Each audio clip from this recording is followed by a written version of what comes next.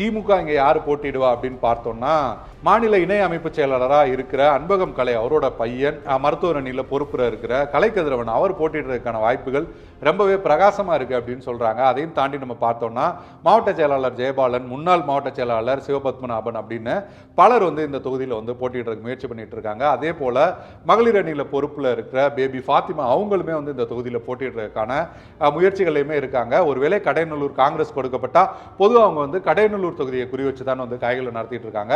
ஆனால் அங்கே காங்கிரஸ்க்கு ஒதுக்கப்பட்டா நம்ம தென்காசியில் கூட போட்டியிடலாம் அப்படின்ற அடிப்படையில் தென்காசியுமே அவங்க முயற்சி பண்ணுறதாகவும் தகவல் வருது. ஒருவேளை திரும்பவுமே இங்கே காங்கிரஸ்க்கு இந்த தொகுதி கொடுக்கப்பட்டா பள்ளி நாடாரே போட்டியிடலாம், இல்லைன்னா அவரோட பையன் துரண்டை நகர்மன்றத்தோட தலைவர் அவர் வள்ளிமுருகன் அவர் கூட போட்டியிடறதுக்கு வாய்ப்பு இருக்கு அப்படின்னு சொல்றாங்க.